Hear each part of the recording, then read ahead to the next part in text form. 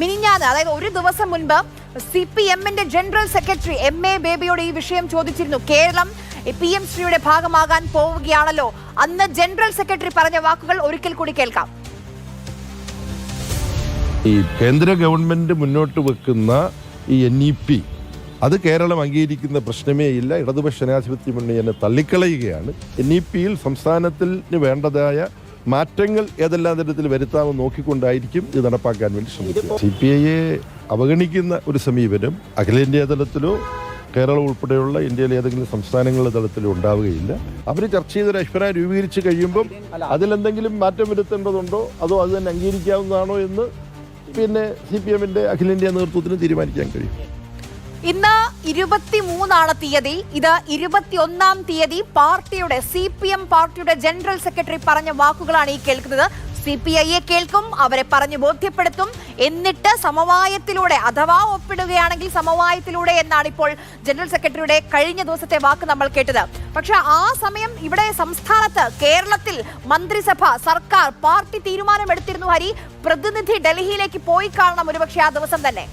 CPI-യെ അവഗണിക്കില്ല എന്ന് CPM-ന്റെ general secretary പറഞ്ഞിട്ട് അതിനുശേഷം മന്ത്രിസഭാ യോഗം ചേർന്നു. അതിൽ കൃത്യമായ പ്രതികരണമില്ല, ഒരു സമവായമില്ല. അത് കഴിഞ്ഞ് CPI-യുടെ നേതൃയോഗങ്ങൾ തുടങ്ങുന്നതിൻ്റെ തലേ ദിവസം CPI-യെ തള്ളിക്കൊണ്ട് അങ്ങനെ ഒരു CPI എന്താണോ വേണ്ടെന്ന് പറഞ്ഞത് അത് നടപ്പാക്കിയിരിക്കുകയാണ്. അതായത് PM ശ്രീ പദ്ധതിയുമായി ബന്ധപ്പെട്ട് CPI-യെ ഒരിക്കലും അവഗണിക്കില്ല, അവർക്ക് പറയാനുള്ളത് കേൾക്കും, എന്തുകൊണ്ട് ദേശീയ വിദ്യാഭ്യാസ നയം കേരളത്തിൽ നടപ്പാക്കില്ല എന്നുള്ള കാര്യങ്ങളിലൊക്കെ കൃത്യമായ ഒരു വിശദീകരണവും ഒരു ചർച്ചയും നടക്കുമെന്നുള്ളതായിരുന്നു CPM-ന്റെ ജനറൽ സെക്രട്ടറി പറഞ്ഞ വാക്കുകളിൽ നിന്ന് നമുക്ക് മനസ്സിലാക്കാനുള്ളത്. പക്ഷേ അത്തരം കാര്യങ്ങളൊന്നും നടന്നിട്ടില്ല എന്ന് മാത്രമല്ല, CPI-യുടെ എതിർപ്പിനെ പൂർണ്ണമായും തള്ളിക്കൊണ്ട് PM ശ്രീ പദ്ധതിയുമായി മുന്നോട്ട് പോകാനാണ് സംസ്ഥാന സർക്കാർ തീരുമാനിച്ചത് എന്നുള്ള കാര്യം വ്യക്തമാണ്. അതിൻ്റെ അവസാന കാര്യമാണ് ധാരണാപത്രത്തിൽ ഒപ്പുവെച്ചിരിക്കുന്നത്. അതായത് 1500 കോടിയോളം രൂപ കിട്ടാനുണ്ട് എന്ന് പറയുമ്പോൾ അത് ഒരു വകുപ്പിനെ സംബന്ധിച്ചിടത്തോളം അതൊരു വലിയ കാര്യം തന്നെയാണ്. ആ പൈസ എങ്ങനെയും, അതിപ്പോൾ കുട്ടികൾക്ക് അർഹതയുള്ള പൈസയാണെന്ന് വിദ്യാഭ്യാസ മന്ത്രി പറയുന്നു, അത് വാങ്ങിയെടുക്കേണ്ടത് വിദ്യാഭ്യാസ വകുപ്പിൻ്റെ ജോലി തന്നെയാണ്, അവരത് ചെയ്യുന്നു. പക്ഷേ അതിൽ മന്ത്രിസഭയിൽ പോലും അത് കൃത്യമായ ഒരു പൂർണ്ണ സമ്മതത്തോടു കൂടി അത് ചെയ്യുന്നില്ല എന്നുള്ളതാണ് ഏറ്റവും പ്രധാനപ്പെട്ട കാര്യം. CPI കൃത്യമായ അവരുടെ എതിർപ്പ് പറഞ്ഞിരുന്നു. പക്ഷേ ആ അവരുടെ എതിർപ്പോ അവരുടെ പരാതിയോ അവരുടെ പരിഭവമോ പരിഹരിക്കാൻ നമ്മൾ ഈ PM ശ്രീയുമായി ബന്ധപ്പെട്ട് കേരളം മുന്നോട്ട് പോവുകയാണ് എന്നുള്ള വാർത്ത മാതൃഭൂമി പത്രത്തിൽ വന്ന വിദ്യാഭ്യാസ മന്ത്രി അത് സ്ഥിരീകരിച്ചതിന് പിന്നാലെ ഇതുവരെ മൗനം പാലിക്കുന്ന ഒരു സംഘടനയുണ്ട് ഹരി. അത് SFI ആണ്, DYFI ആണ്. ഇതുവരെ അവരിൽ ഒരു നേതാവിന്റെ പ്രതികരണം പോലും കേരളം കേട്ടിട്ടില്ല. സംഘപരിവാറിന് തീരെഴുതി കൊടുക്കില്ല കേരളത്തിലെ വിദ്യാഭ്യാസ സ്ഥാപനങ്ങൾ എന്ന് പറഞ്ഞ് എത്ര മണിക്കൂറിൽ 40 തവണ പറയുന്ന ആ പാർട്ടിയുടെ ഭാഗത്ത് നിന്ന്, ആ യുവജന സംഘടനയുടെ ഭാഗത്ത് നിന്ന് ഈ നിമിഷം വരെ ഒരു പ്രതികരണവും പിന്നെ വന്നിട്ടില്ല ഹരി.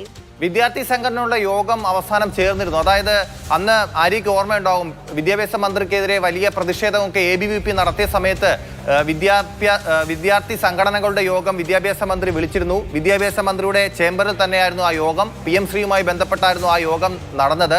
അതിൽ SFI, KSU, MSF, ABVP ഉൾപ്പെടെയുള്ള വിദ്യാർത്ഥി സംഘടനകൾ അതിൽ പങ്കെടുക്കുകയും ചെയ്തിരുന്നു. അന്ന് ആ ഒരു ചർച്ച, ആ വിദ്യാർത്ഥി സംഘടനകളുമായി യോഗം വിളിച്ച ആ ഒരു ചർച്ച പൂർണ്ണമായും പരിഹാരത്തിലെത്താതെ ABVP അന്നത്തെ ചർച്ച ബഹിഷ്കരിച്ച് പോവുകയൊക്കെ ചെയ്തു. അന്നൊക്കെ SFI-യും KSU ഉൾപ്പെടെയുള്ളവർ അവിടെ പറഞ്ഞത്, SFI ഒക്കെ ആ ചർച്ച കഴിഞ്ഞ് പുറത്തിറങ്ങിയ മാധ്യമങ്ങളോട് പറഞ്ഞത് ഈ ദേശീയ വിദ്യാഭ്യാസ നയവുമായി ബന്ധപ്പെട്ടുള്ള കാര്യങ്ങൾ തന്നെയാണ്, അതൊരിക്കലും നടപ്പാക്കാൻ പാടില്ല. എന്നാൽ കേന്ദ്രത്തിൽ നിന്ന് PM ശ്രീ പദ്ധതി മാത്രമല്ല മറ്റ് ഫണ്ടുകൾ കൂടി SSA ഫണ്ട് ഉൾപ്പെടെ കിട്ടാനുള്ളത്, ആ ഫണ്ടുകൾ വാങ്ങിയെടുക്കേണ്ടതുണ്ട്. അത്തരം കാര്യങ്ങളാണ് സംസാരിച്ചത്. KSU പറയുന്നുണ്ടായിരുന്നു ഇതൊരു സമവായത്തിലൂടെ മുന്നോട്ട് പോകേണ്ട ഒരു കാര്യമാണ്. കേന്ദ്ര വിദ്യാഭ്യാസ നയം നടപ്പാക്കി വിദ്യാർത്ഥികൾക്ക് മേൽ അടിച്ചേൽപ്പിക്കുന്നതിനോട് യോജിപ്പില്ല.